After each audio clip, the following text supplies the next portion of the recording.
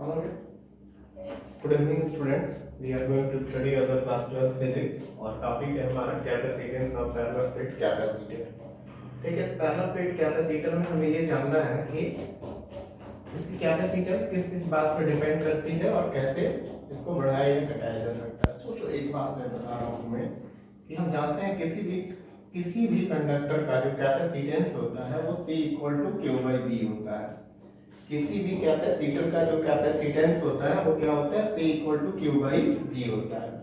सोचो कि किसी डिवाइस का यदि हमें कैपेसिटेंस को बढ़ाना हो तो हमें क्या करना चाहिए। ठीक है, तो ध्यान दो, यदि हम किसी भी डिवाइस का कैपेसिटेंस बढ़ाना चाहते हैं, किसी कंडक्टर का कैपेसिटेंस बढ़ाना चाहते हैं तो उस पर चार्ज बढ़ा दें। ठीक है, बट क्या हम किसी कंडक्टर को जितना चाहे उतना चार्ज दे सकते हैं? नहीं, ऐसा पॉसिबल नहीं है। जैसे कि हम चार्ज यदि बहुत ज्यादा देंगे तो ये चार्ज लीकेज कर जाएगा। चार्ज क्या हो जाएगा? लीकेज कर जाएगा। ठीक है, चार्ज लीकेज होने लगेगा।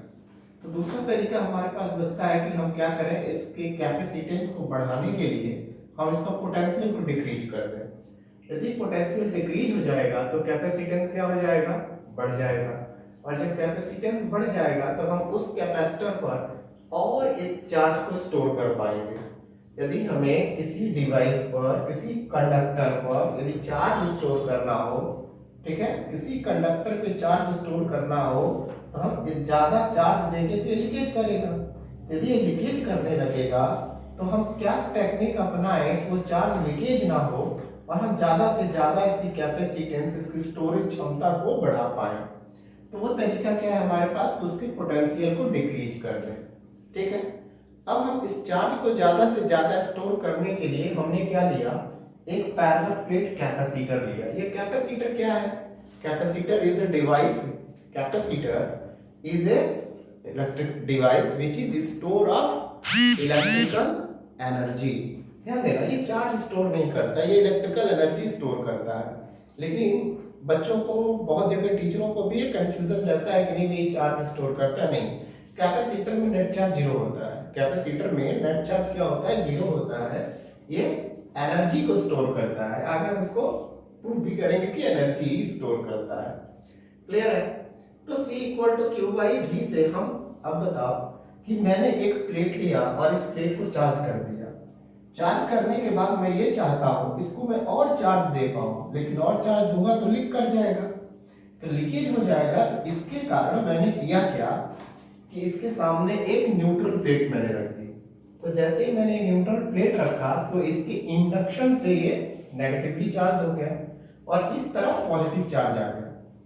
लेकिन जैसे मैंने वायर से इसको अर्थेड कर दिया, जमीन में जोड़ दिया, तो यहाँ से इलेक्ट्रॉन जा करके क्या किए, इसको न्यूट्रलाइज कर दिए। इस सरफेस पे जो पॉजिटिव चार्ज आया था उस पॉजिटिव चार्ज को इन्होंने न्यूट्रलाइज कर दिया। तो जब पॉजिटिव चार्ज को न्यूट्रलाइज कर देंगे तो न्यूट्रलाइजेशन के बाद क्या होगा? अच्छा ध्यान दो, यहाँ नेगेटिव चार्ज आ चुका है, तो क्या इस पॉजिटिव चार्ज और इस नेगेटिव चार्ज के कारण इसके बीच का जो मीडियम है, इसके बीच का जो स्पेस है, इसमें पोटेंशियल डिक्रीज कर जाएगा। क्या पोटेंशियल डिक्रीज करेगा?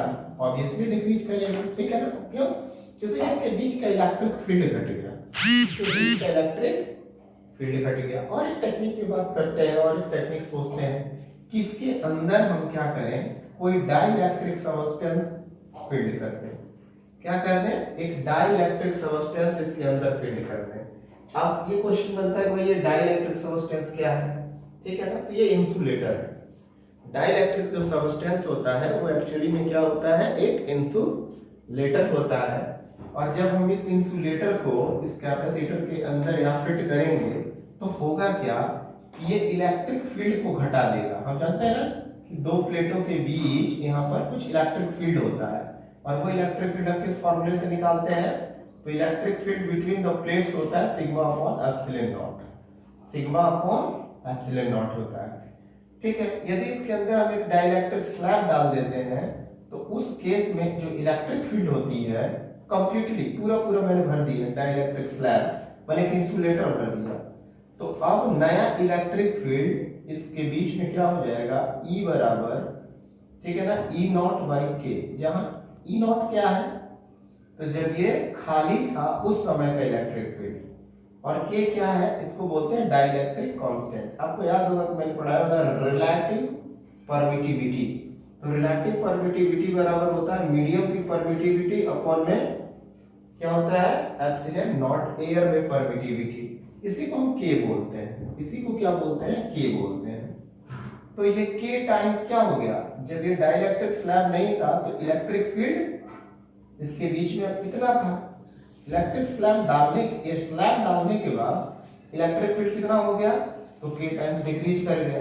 तो जब ये के टाइम्स डिक्रीज कर गया, अब ई इलेक्ट्रिक फील्ड क्या हो गया, डिक्रीज कर गया। इसके बीच पोटेंशियल पे क्या असर पड़ेगा, तो ध्यान दें यदि इस कैपेसिटर के प्लेटों के बीच का डिस्टेंस यदि डी हो, क्या हो, डी हो, तो इस कैपेसिटर के बीच जो पोटेंशियल होगा, हम जानते हैं इलेक्ट्रिक फील्ड और पोटेंशियल कैसे रिलेट करते हैं, तो आपने एक रिलेशन पढ़ा है E बराबर माइनस dv बाई dr, ठीक है ना। या इसी को हम अप्रोक्सीमेट क्या लिख सकते हैं कि v by d, potential difference upon between the distance between the plates, ठीक है। इलेक्ट्रिक फील्ड बराबर इतना हो जाएगा। तो सोचिए कि मेरा इलेक्ट्रिक फील्ड, ये वाला इलेक्ट्रिक फील्ड जो है ये तो डिक्रीज कर गई। पहले जब इसमें स्लैब नहीं था तो उस समय इलेक्ट्रिक फील्ड क्या था, ई नॉट था, और वो था v बाई डी, ठीक है। स्लैब डालने के बाद किया तो v बराबर क्या हो गया भाई, तो ई नॉट इंटू डी। अब सोचिए कि जब मैं स्लैब डाला तो पोटेंशियल पे क्या असर पड़ा, क्योंकि इलेक्ट्रिक फील्ड तो घट गई। अब नई इलेक्ट्रिक फील्ड क्या है, तो ई नॉट बाई के, नया इलेक्ट्रिक फील्ड क्या है, ई नॉट बाई के इंटू डी। तो इलेक्ट्रिक फील्ड के टाइम्स डिक्रीज हो गया, कम हो गया, तो पोटेंशियल भी क्या हो गया, कम हो गया। तो अब मैं इसकी पोटेंशियल को यदि कम कर पाया तो मैं क्या कर पाऊंगा, किस पर, और चार्ज स्टोर कर पाऊंगा।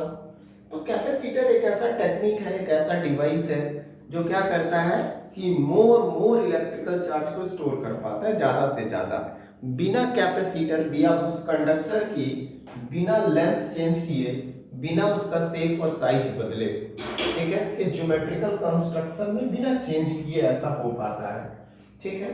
तो अब ये कितना आता है, हम इस फॉर्मूले पर विचार करने वाले हैं, ध्यान दीजिएगा, ठीक ना। तो किसी भी कैपेसिटर की कैपेसिटेंस हम कैसे निकालते हैं, तो हम इस पे बात करते हैं। तो ध्यान दिया जाए, यदि मान लो कि इसके ये प्लेटों का एरिया A है, इनके बीच के डिस्टेंस क्या है, D है, ठीक है। इस समय ये एयर कोरेड है, एयर भरा हुआ है इसके बीच में।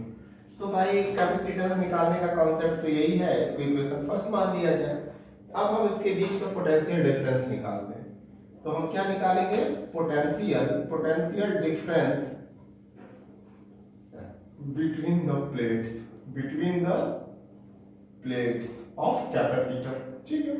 तो क्या जाएगा, तो हमको पता है भाई पोटेंशियल कैसे निकलेगा। तो हम पोटेंशियल का तो कोई डायरेक्ट फार्मूला नहीं जानते हैं, लेकिन हम इलेक्ट्रिक फील्ड का फार्मूला जानते हैं कि इसके बीच में इलेक्ट्रिक फील्ड कितना होता है। तो E बराबर क्या होता है भाई, sigma upon epsilon not, clear है। और हम E बराबर ये जानते हैं कि V बाई डी होता है, तो V बाई डी बराबर सिग्मा अपॉन एप्सिलॉन नॉट। तो V बराबर क्या हो जाएगा भाई, sigma upon epsilon not into D. और हम सिग्मा बराबर जानते हैं Q बाई A होता है, सिग्मा की जगह पर सिग्मा इक्वल टू क्या होता है, Q by A, surface charge density. तो Q by A epsilon not into D, ठीक है, ये V निकल कर आ गया। इस V की वैल्यू यदि हम उठा के इक्वेशन फर्स्ट में रख दें, ठीक है ना, इस V की वैल्यू इक्वेशन फर्स्ट में पुट करने पर, तो C इक्वल टू Q और अपॉन में क्या आ गया, QD, QD अपॉन में क्या हो गया, एप्सिलॉन नॉट A। तो Q से Q क्या हो जाएगा, कैंसिल आउट हो गया। अब क्या मिल जाएगा हमको, एप्सिलॉन नॉट A अपॉन में क्या हो गया, D। तो कैपेसिटेंस C बराबर क्या आया हमारा, epsilon not A divided by D। इससे हम, अब ध्यान दो, जिस पैरेलल प्लेट कैपेसिटर की जो कैपेसिटेंस आया वो किन किन बातों पे डिपेंड कर रहा है, एक प्लेट के एरिया पर, प्लेट के सेपरेशन पे, और उसके बीच के मीडियम पे, और किसी बात पे तो डिपेंड कर नहीं रहा है। लेकिन चाहते हैं कि इसकी कैपेसिटेंस और बढ़ा दें, तो इसको कंप्लीटली क्या करें, इसको कंप्लीटली एक डाइलेक्ट्रिक स्लैब से फिल्ड कर दें। यदि पूरी डाइलेक्ट्रिक स्लैब से इसको भर देते हैं तो उस समय कैपेसिटेंस पर क्या असर पड़ेगा, तो ध्यान दो, कोई फर्क तो पड़ने वाला नहीं है, बस इलेक्ट्रिक फील्ड डिक्रीज करेगा। तो नया इलेक्ट्रिक फील्ड उस समय क्या हो जाएगा, तो उस समय E बराबर हो जाएगा E नॉट बाई के। हमें क्या करना चाहिए, यहाँ पर ई नॉट बाई के रख लेना चाहिए। क्लियर है ना? तो इस कंसेप्ट में जब हम क्या करेंगे, जब पोटेंशियल निकालेंगे कैपेसिटेंस, तो बस के टाइम्स इसमें मतलब हमारा क्या है कि ई की जगह पर हम लिख लेंगे ई नॉट बाई के इक्वल टू होता है सिग्मा अपॉन एप्सिलॉन नॉट। ठीक है, तो ई नॉट बराबर हमारा के यहाँ मल्टीप्लाई में चला जाएगा, sigma upon epsilon not into के। ठीक है, और ये के की जगह पर क्या आ जाएगा, यहाँ Q by epsilon not a into के। ठीक है ना?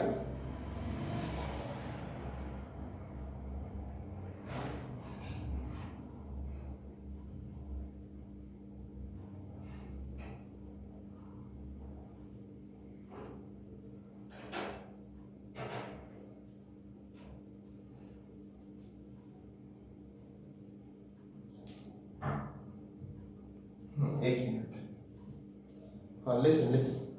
तो क्या हो जाएगा कि हम यहाँ पर क्या कर सकते हैं, ध्यान देना कि जब हम के डाइलेक्ट्रिक स्लैब डालेंगे तो इसमें जो नई इलेक्ट्रिक फील्ड ई होगी वो क्या होगा, एप्सिलॉन नॉट अपॉन के होगा।